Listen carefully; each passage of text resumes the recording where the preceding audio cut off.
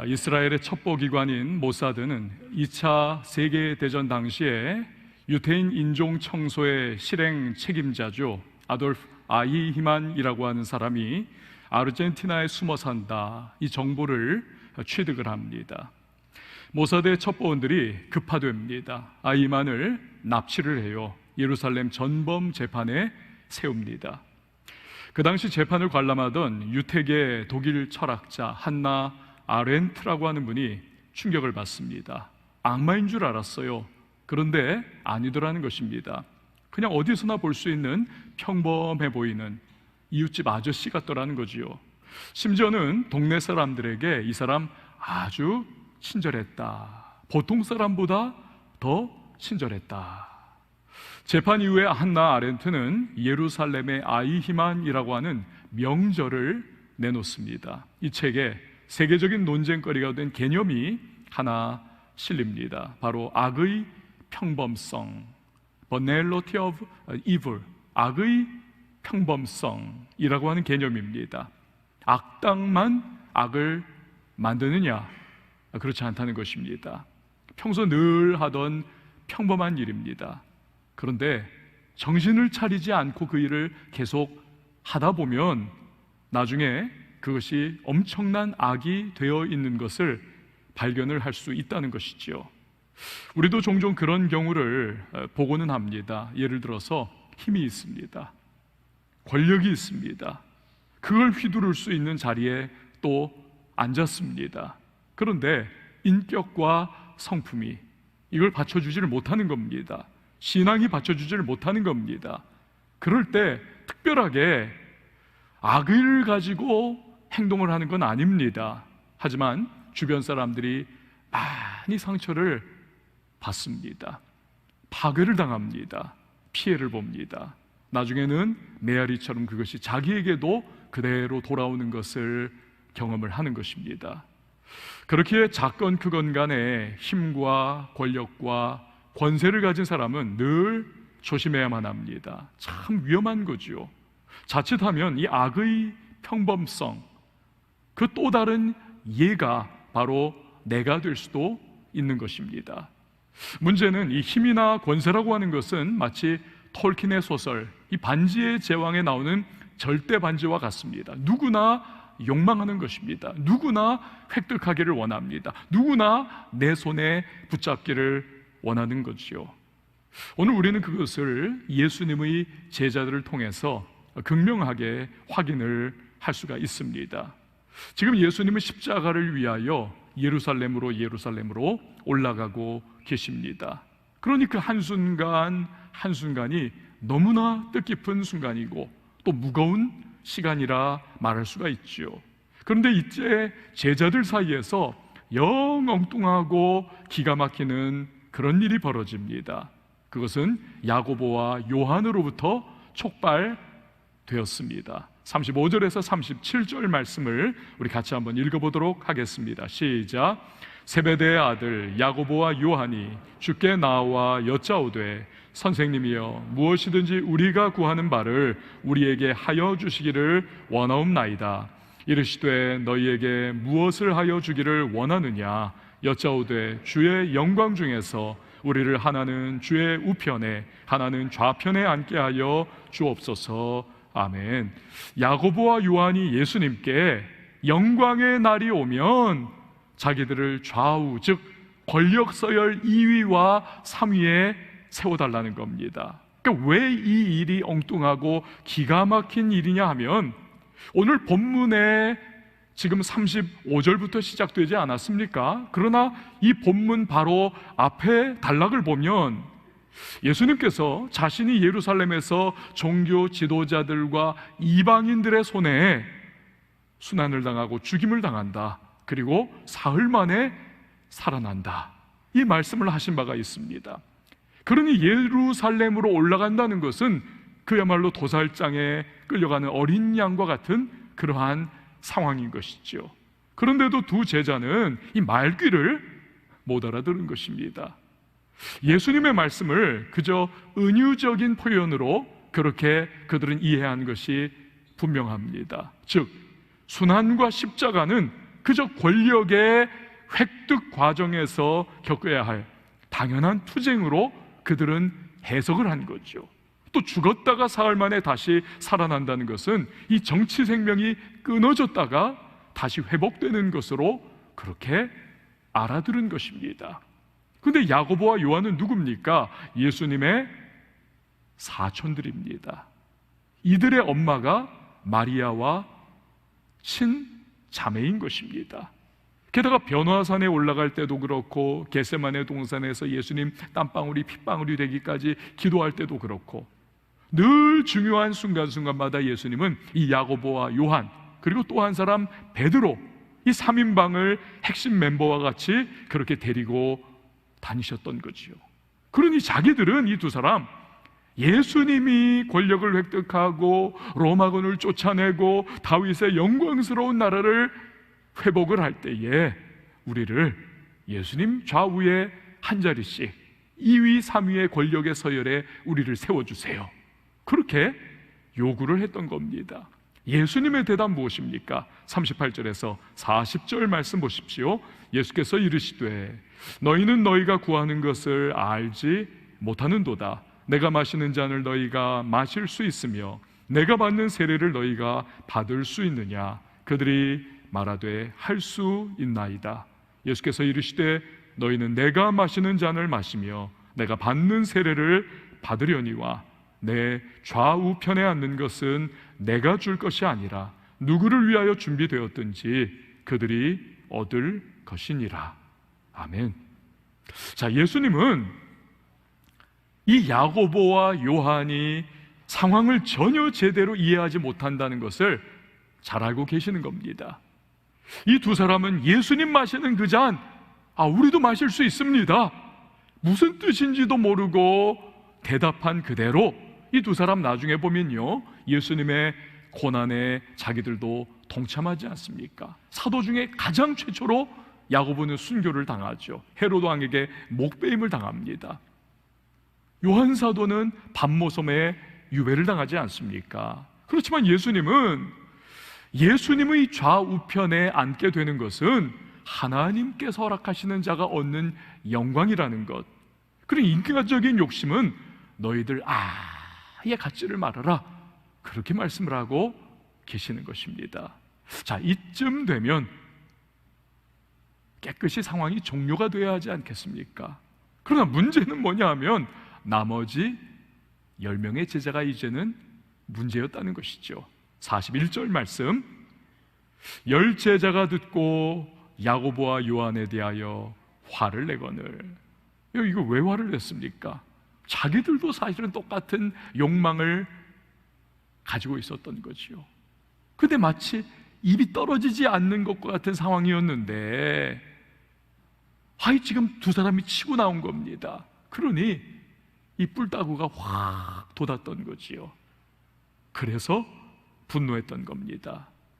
여러분, 여기서 예수님의 제자들을 한번 이렇게 생각을 해보시기 바랍니다. 3년 동안 동고동락을 했으니 이들은 다들 예수님의 온유하심을 몸소 겪었던 사람들입니다. 그분의 친절을 깊이 경험을 했습니다.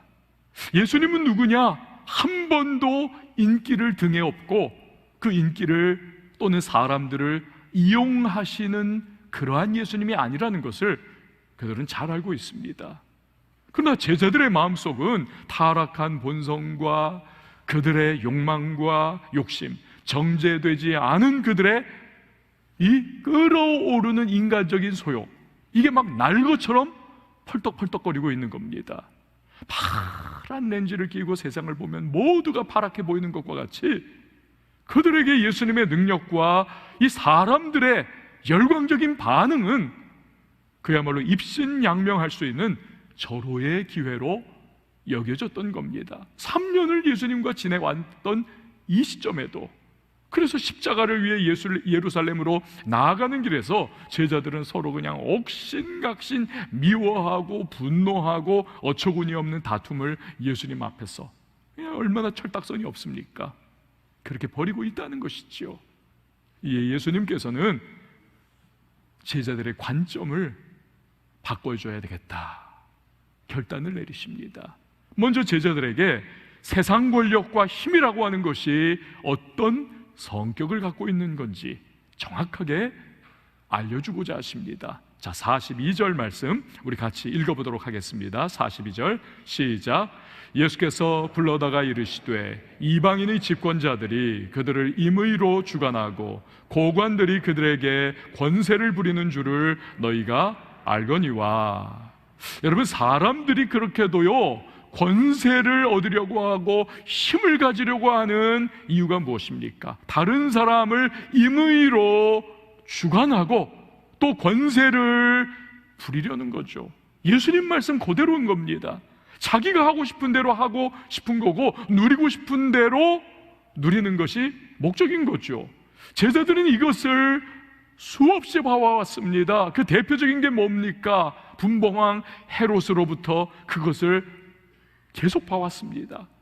로마의 총독인 빌라도를 통해서 그것을 보아왔습니다. 그들이 얼마나 욕망을 이 힘과 권세를 통해서 드러내고 그렇게 유대 사회에 평지풍파도 일으키면서 사람들을 핍박하고 이 식민지를 통치해 왔던지 너무나 뼈저리게 경험을 했던 거죠. 로마의 이 군졸 한 사람 한 사람들도 그것을 그대로 투영하지 않았습니까? 그 로마의 군병이라고 하는 그 계급 하나 가지고 이 식민지 유대인들을 얼마나 그렇게 완악하게 대하는 그러한 모습이었습니까? 신앙과 인격과 성품이 준비되지 않은 자에게는 그 권세와 힘이 부정적으로 작동을 해가지고 많은 경우에 크고 작은 악의 평범성, 그 사례들을 만들어내곤 하는 것을 이 제자들은 익히 봐왔던 겁니다. 어려서부터 지금 이 나이까지. 그게 바로 자기들이 식민지 유대 사회에서 뼈저리게 겪던 온갖 고통스러운 현실적 문제들이 아니고 무엇이겠습니까? 여러분, 이것은요 오늘날도 마찬가지 크게 다르지 않습니다. 한 예로 국회의원 선거를 보세요. 선거 기간 내내 앞두고 유권자들의 표를 얻기 위해서 잘하겠습니다, 뽑아만 주세요, 그냥 90도로 그냥 허리가 그냥 부러지도록 그렇게 휘청휘청거리면서 인사를 하고 철석까지 약속을 하지 않습니까? 그러나 일단 권력과 힘을 손에 쥐면 어떻습니까? 그 유권자들이 부여해준 임시 또 그렇게 그 기간 동안에 부여해준 그 힘과 권력과 권세를 여러분 가지고 이걸 휘두르는 거죠. 그때는 유권자들을 오히려 고통스럽게 만드는 경우들이 종종 있습니다. 유권자는 더 이상 안중에 없는 거예요. 물론 다 그렇지는 않지만 자기 이익을 위해 가지고 권력과 힘을 오용하고 남용하는 경우도 종종 있지 않습니까? 그게 얼마나 사회를 힘들게 하고 사람들을 피폐하게 만드는지 모르지요. 그래서 많은 사람이 정치에 대해서 혐오감을 가지고 그냥 부정적인 마음을 가지고 회의적인 감정에 그냥 시달리고는 합니다. 이 현실이지요. 비단 정치만 그런가요? 여러분, 가정은 어떻습니까? 가장 어떻습니까? 가족이나 자식에게 무분별하게 내가 가장이라고 하는 그 이유 하나로 그 가장의 힘과 권력을 그냥 막 행사를 하는 거죠. 그러니까 아내와 자식들이 그냥 괴로움에 빠지고 이 어렸을 때부터 트라우마에 시달리는 그러한 일들을 겪고는 하지 않습니까?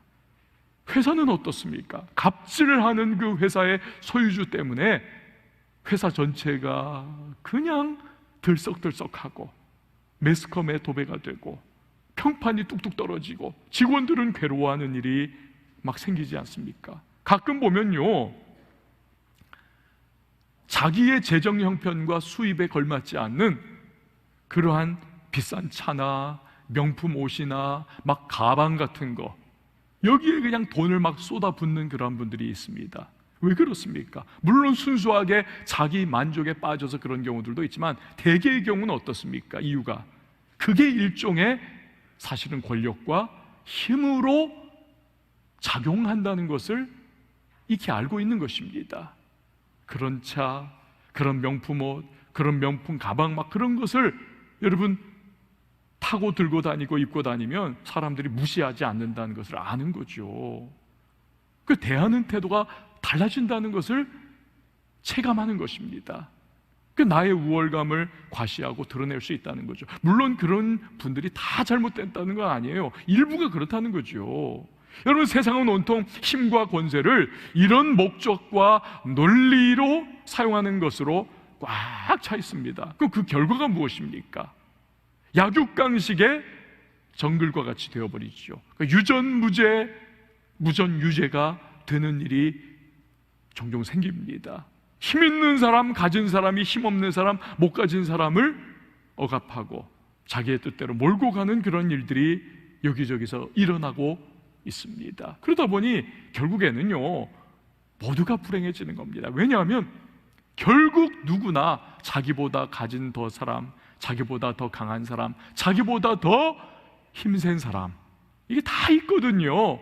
그러니 결국에는 돌고 돌아서 모두가 다 힘들어지고 불행해지고 고통에 빠져버리는 것입니다. 자, 그런데 이런 세상적 힘과 권세의 논리를 놓고 우리 예수님께서는 전혀 새로운 모델을 오늘 이 본문에서 제시를 해주고 계십니다. 43절에서 44절 말씀 우리 같이 한번 읽어보도록 하겠습니다. 시작. 너희 중에는 그렇지 않을지니 너희 중에 누구든지 크고자 하는 자는 너희를 섬기는 자가 되고 너희 중에 누구든지 으뜸이 되고자 하는 자는 모든 사람의 종이 되어야 하리라. 아멘. 크고자 하는 자는 섬기는 자가 되어야 하고 으뜸되고자 하는 자는 모든 사람의 종이 되어야 한다. 이 말씀에 여러분 제자들은 이게 도대체 무슨 소리냐? 왜냐하면 그 시대상과 그 사회상과 그들이 가지고 있었던 경험과 이게 너무나 충돌하기 때문에 그렇습니다. 하지만 예수님은 그 말씀이 실제적이고 현실적인 것임을 증명을 해내십니다. 바로 예수님 스스로 보여주신 바 있고 또 앞으로 완전히 이루실 십자가의 길, 그게 바로 그건 거죠. 45절 말씀 우리 같이 읽어봅니다. 시작. 인자가 온 것은 섬김을 받으려 함이 아니라 도리어 섬기려 하고 자기 목숨을 많은 사람의 대속물로 주려 함이니라. 아멘. 자, 여러분 여기서 한번 생각해 보시기 바라요. 예수님께서 보여주신 것처럼 우리도 살아갈 수 있다면, 우리도 정말 그렇게 살아갈 수 있다면 우리 주변이 어떨까? 지금과는 여러분 참 많이 차이가 나지 않을까요? 권력과 힘을 소유하기 위해서 분쟁하고 갈등하는 대신에 화합이 찾아올 겁니다. 평화가 임할 것입니다. 하나됨이 가득할 것입니다. 사실 우리가 질투하고 시기하며 갈등하는 인간관계의 참 많은 부분들은 여러분 우리가 예수님의 이 말씀을 따라 살아간다면 많은 부분이 봄눈 녹듯이 저절로 사라지지 않겠습니까? 헤르만 헤세는 시인이요 소설가요 화가였습니다. 인도 선교사의 아버지죠. 인도 선교사였던 아버지의 영향으로 이 헤르만 헤세도 한때 신학교에 들어가서 신학 공부를 했던 적이 있습니다. 그런 그가 훗날 동방순례라고 하는 소설을 씁니다. 동방으로 순례를 떠난 무리가 있습니다. 그들을 지극정성으로 섬기고 봉사하고 돌보는 레오라고 하는 이름의 하인이 있습니다. 이 레오는요 성품이 쾌활합니다. 그러니 사람들이 레오만 보면 기분이 좋아요. 언제나 충실합니다. 충성스럽습니다. 다 앞장서고 그냥 나서가지고 짐도 들어드리고 정말 막 옷도 다 챙겨드리고 필요한 거 다 대령을 합니다. 레오는요 사람들이 순례의 여정에 지쳐서 기운들이 다 다운되어 있는 표정들을 보이면 명쾌하고 아름다운 휘파람 소리로 노래를 불러주면서 사람들의 귀를 즐겁게 하고 축 처진 마음을 막 일으켜주는 또 그러한 일도 종종 합니다. 그러니까 다 좋아해요. 레오를 얼마나 성품이 좋은지 심지어는 개와 새들도 레오를 졸졸졸졸 따라다닐 정도였다는 것입니다. 근데 어느 날 레오가 갑자기 사라져 버립니다. 근데 그때부터 이상한 일이 벌어져요. 순례단의 분위기가 갑자기 바뀝니다.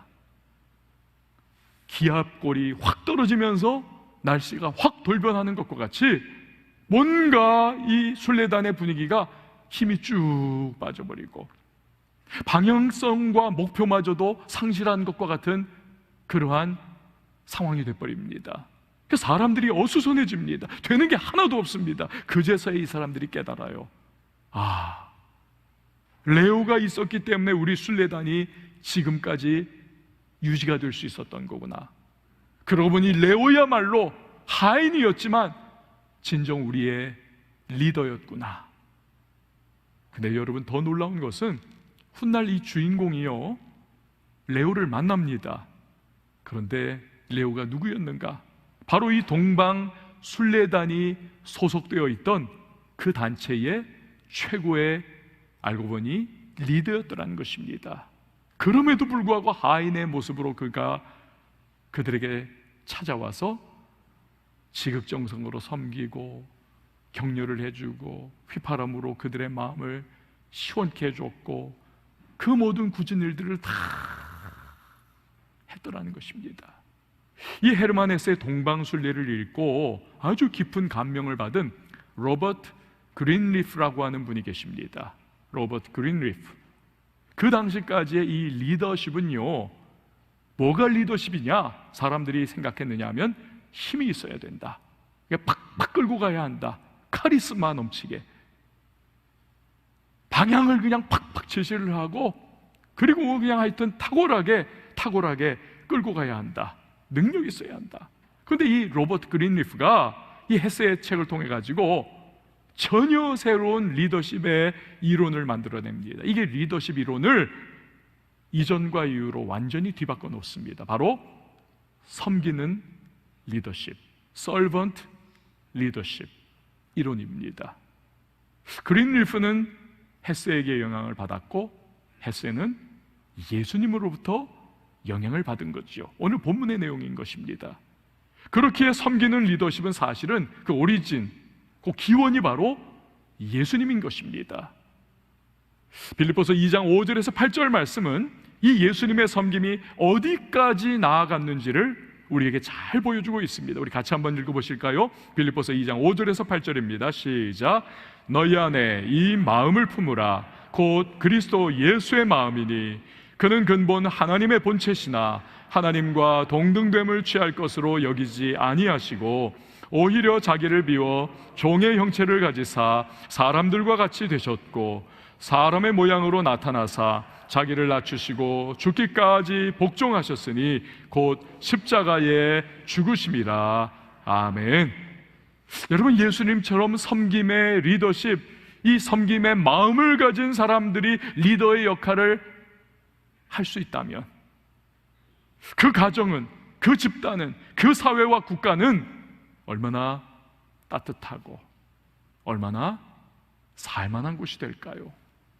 섬기는 리더십을 가진 정치인들이 국회에 단 몇 명이라도 있어서 제 역할을 거기에서 해낸다면 여러분, 얼마나 국회가, 얼마나 이 정치계가 국민의 마음을 시원케 해주는 그러한 결과들을 만들어낼 수 있겠습니까? 에이, 정치계는 절대로 그런 안 돼요. 그 구단들 그냥 능구렁이 같은 사람들이 그건 해야죠.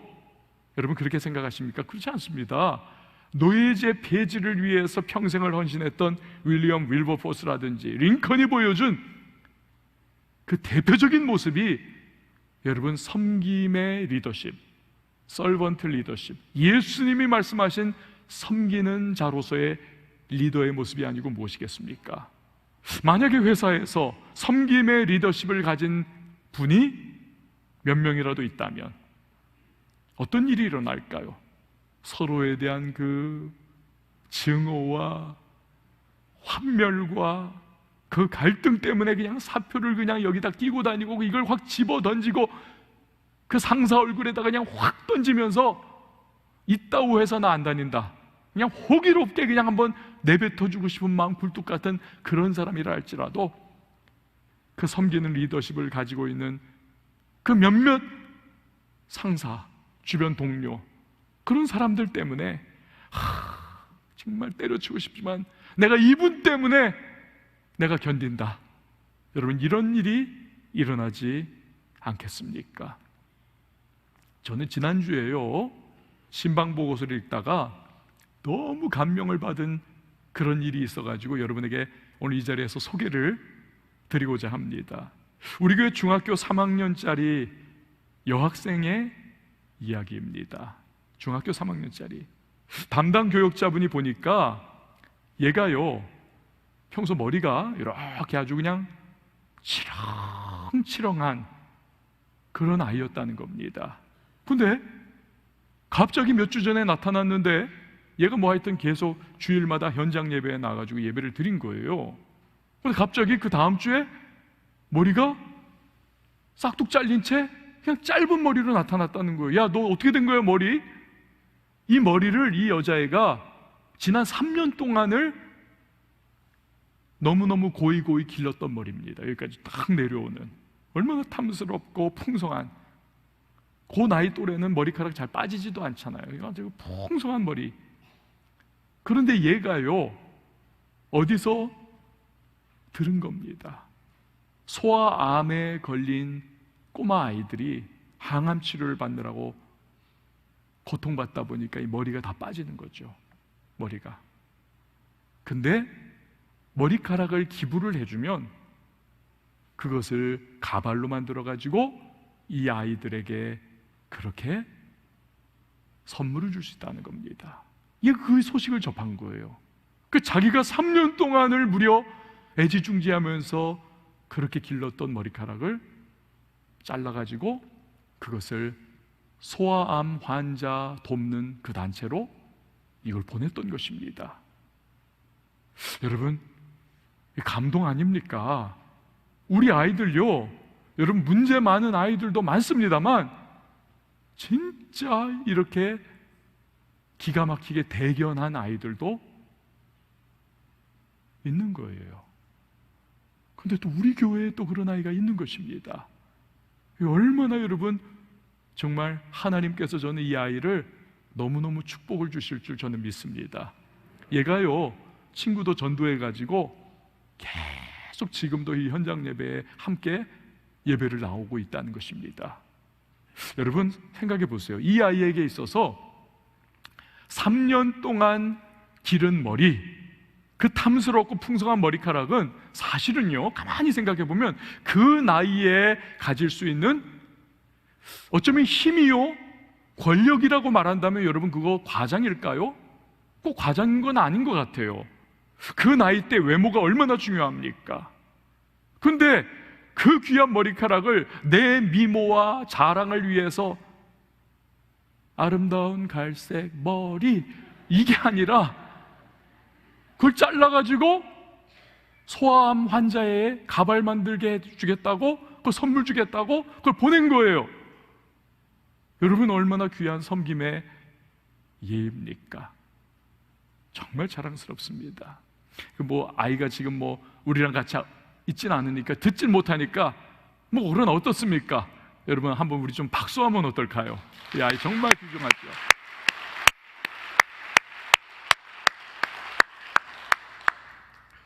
어제 토요일자 신문에요, 명의들이, 진짜 이름난 의사분들이 시골 보건소에 내려가서 의사 생활하고 있는 이유라고 하는 그러한 제목의 특집 기사가 하나 실렸었습니다. 누구나 알아주는 대학병원에서 잘 나가던 의사분들, 최고의 자리에 앉았던 분들이십니다. 이런 분들이면요, 어딜 가도 대환영받고 맘만 먹으면 돈을 그냥 긁어 모을 수가 있습니다. 그런데 그런 분들이 시골 보건소에 지원을 해가지고 인생 2막을 살아가고 계시는 겁니다. 그 중에 인터뷰에 나온 한 분은요, 허준용 고대 구로병원 명예교수이시고, 다른 한 분은 이종철 전 삼성병원장이십니다. 기자가 물었어요. 왜 여기서 이런 그냥 시골에 여기까지 와가지고 왜 시골 보건소에서 일을 하세요? 이분들이 대답합니다. 그동안 사회에서 대접을 많이 받았으니까, 혜택을 많이 받았으니까 이제는 나눠줘야죠. 대학병원에서 15만 원 하는 그런 검사, 여기서는요 1,500원이면 됩니다. 제가 그런 거 해주면서 산타클로스가 된 느낌이에요. 그러면서 활짝 웃습니다. 다른 한 분은 말합니다. 아휴, 돈이요? 죽을 때 돈 싸들고 가나요? 저는요 여기서 일하는 거 절대 봉사라고 생각을 안 합니다. 오히려 이렇게 지역사회에 기여할 수 있는 것이 저에게 감사한 거죠. 제 감사의 제목입니다. 여러분, 얼마나 멋진 섬기는 리더십이겠습니까? 사랑하는 성도 여러분, 오늘 우리는 힘과 권력을 내 손에 쥐기를 그렇게도 갈망했던, 지금 예수님은 십자가의 길을 가고 계시는데 이 제자들은 그것 때문에 너냐 나냐, 예수님 우편 좌편에 앉는 거, 그러면서 갈등하고 싸우고 그렇게 서로 간에 미워하고 예수님의 마음을 속태우고 있습니다. 그런 그들에게 예수님은 섬기는 것이야말로 진정한 제자도의 모습이고 진정한 예수님을 따르는 자의 모습이라는 것. 그런데 단순히 말씀만으로가 아니라 그의 십자가의 모습을 통하여 실증적으로 보여주고 계십니다.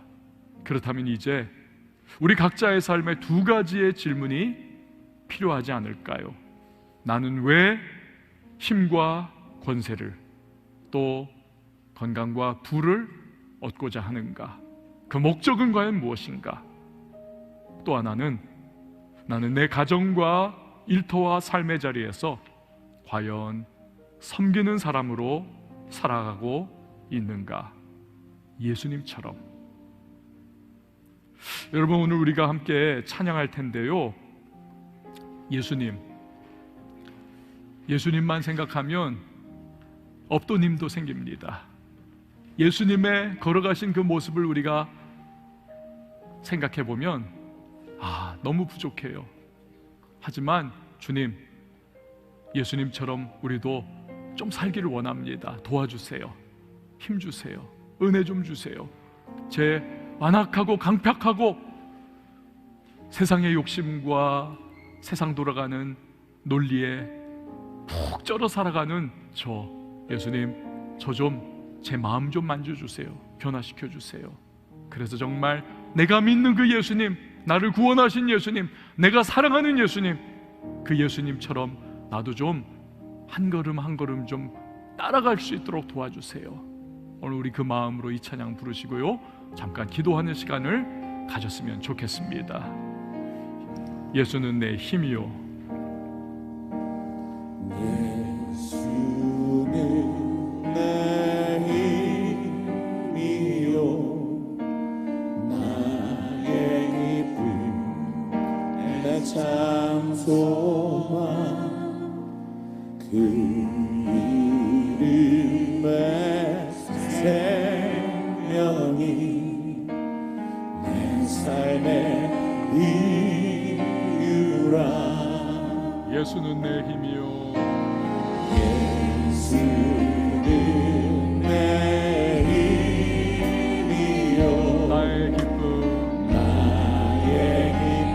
나의 소망, 내 참 소망, 그 이름의 생명이 내 삶의 이유라. 내 삶의 이유라. 오직 주만 따라갑니다. 오직 주만 따라갑니다. 오직 주만 높이 받으소서. 내 평생을 그 이름을 그의 선하신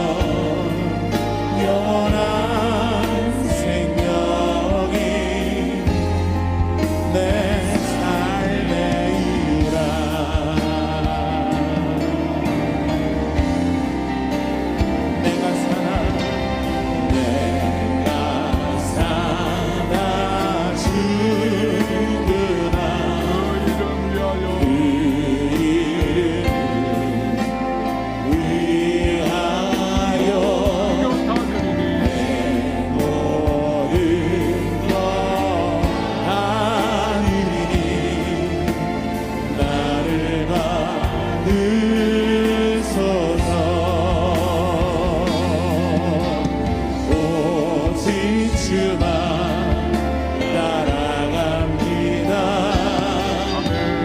오직 주만 높이 받으소서. 함께 오른손을 높이 들고 내 영생에 그 이름을 그의 선하심을 세상에 노래합니다. 그 이름에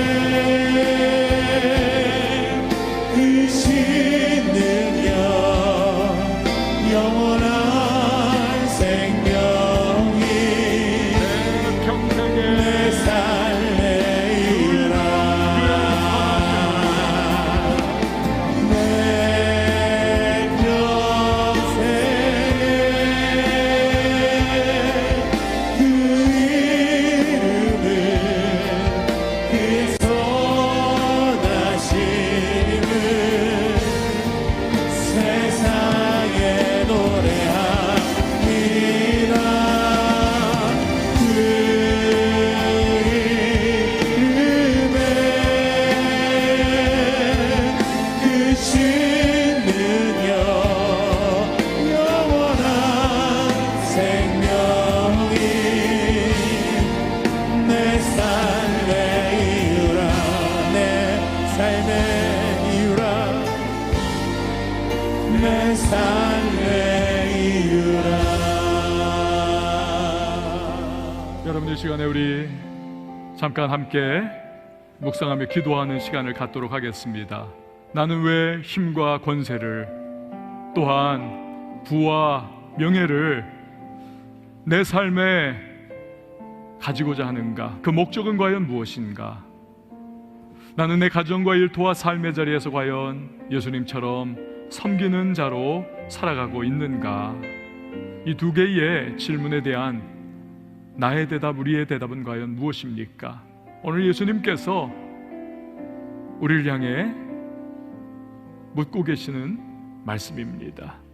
주님, 부족하고 연약하지만 오늘 주신 이 말씀을 따라 믿음의 발걸음을 한 걸음 내디디는 자 되기를 원합니다. 도와주시옵소서.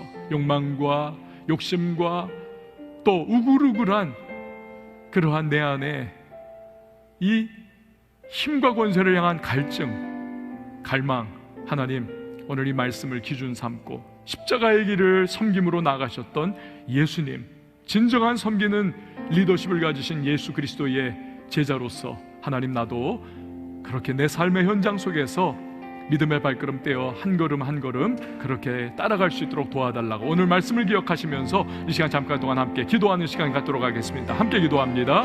하나님 아버지, 감사합니다. 부끄럽습니다.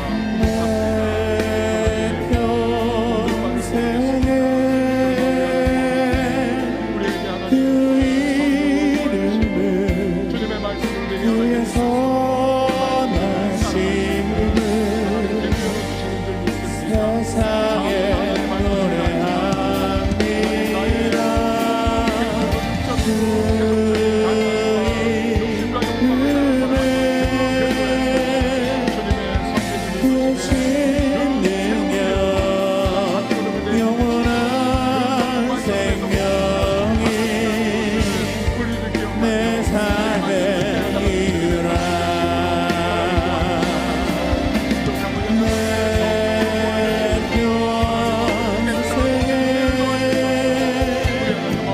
그 이름을 그의 선하심을 세상에 노래합니다. 그 이름에 그 신능력 영원한 생명이 내 삶의 이유라. 예수님처럼 섬기는 리더십으로 살아갈 수 있는 우리 한 사람 한 사람 되게 하여 주시옵소서. 비록 부족하고 연약해도 우리 그 믿음의 발걸음 한 걸음에서부터 이제 시작된다는 사실을 기억하며 성령이여 도우시는 그 은혜를 따라 믿음의 발걸음 떼는 우리가 되게 하여 주시옵소서. 예수님의 이름으로 기도합니다.